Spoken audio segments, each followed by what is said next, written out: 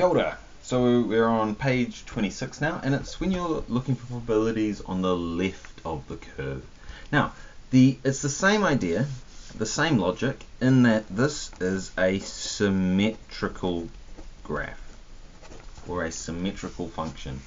Whatever happens on the right is mirrored and happens the same on the left. So I want to just get up an example after I just show you the formula sheet. Where is the formula sheet? Here it is. Now, remember, our formula sheet's only capable of finding us things on the right hand side of the curve between 0 and a positive z. But I'm just going to show you a piece of logic that you can use. Now look at this. So I've got a standard normal distribution here. It's got a mean of 0 and a standard deviation of 1. Right, so I want you to look at this distribution. This is a computer generated model where I'm using the actual formula to find it. So see how it's, 3 standard deviations to the right, 3 standard deviations to the left. It's symmetrical. Now if I look at the probability between -1 and 0, so that's between -1 here and 0, look what happens if I change this to 0, so 0 is in the middle now, and I go to 1. The probability is 0.3413. Look at this.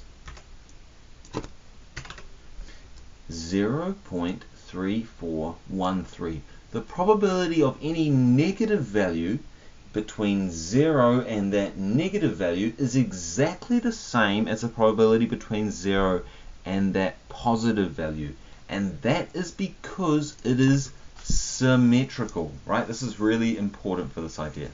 So if I want to find the probability between 3.3 and 2.7, right, I'm going to go to my z. It's going to get me a negative z value because it's going to the negative side. Let me get an example of what that would be. So this one would be -2, right?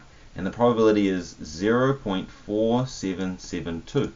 Well, that's exactly the same as what the table shows us. So if I go to z as a positive 2, look at that, 0.4772.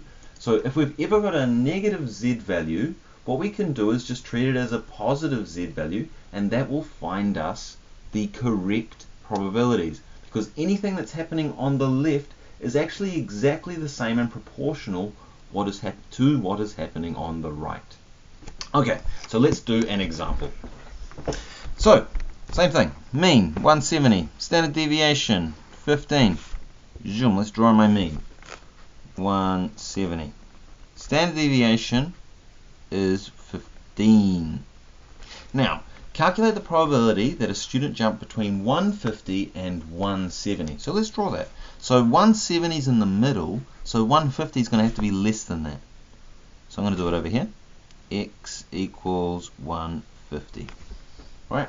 And we're trying to find the probabilities between those two values, 150 and 170. What's the probability that someone jumps between them? Let's draw that as a statement. Probability that our random variable is between 150 and 170. 150 is less than the random variable. 170 is greater than the random variable. That's our probability statement right there. Okay, now let's take this over to z, our standard normal. So to find that, we just go z equals our x value. Let's get the formula sheet up, eh? It's our x value, which is 150, minus our mean, which is 170, over our standard deviation. Now what's interesting is 150 minus 170 actually gets you -20. So it's -20 over 15. And -20 over 15 is, I think it's -1.3 recurring. Yeah, because 15 over 15 would be 1. And then we've got -5 over 15. Yep, that's right. Okay, so this is our z value. And it's a negative z value, right? And it's over here, -1.333. Now, our table is incapable of finding that. Our table doesn't have a negative value. But what our table can do is it could find this one over here. It could find 1.333, right? So let's do that. 1.333. I'll highlight this over to here. So 1.33. Whoopsies. 1.33 is 0.4082. And we're going to add on a difference of 3, which comes out at 5. 0.0005. I'm kind of pushing into a zone I don't want to be. Oh well. 0.4087. Now, this probability is 0.4087, so therefore, by symmetry and mirror image, this will be the same. So it's also 0.4087. Right, and therefore this probability is 0.4087. Okay, so that means our overall probability is 0.4087. Remember, you don't have to do as much working as me. I'm just trying to make sure these concepts are really clear for you. Okay, let's do page 27. Now, what's the big idea on page 27? Okay, it's the same as what we did before, except it's sort of mirrored over. Now, remember, what is this total area? This total area is 0.5, right? If that total area is 0.5, so is this total area. This whole thing is 0.5. Our table, we just found out that we can find between here and here by sort of doing a mirror image. If we get a negative z value, we just find the positive z value. That will find us this probability, and then all we need to do is get 0.5 minus off that, and then that will give us what's left over, the peachy bit over there. Okay, so let's do an example. Okay, blah blah blah blah blah, 170. Let's get a little bit more space for ourselves. Oh no, we should get 170. Mean equals 170. Standard deviation 15. X value 140. So I'm going to do it over here. 140.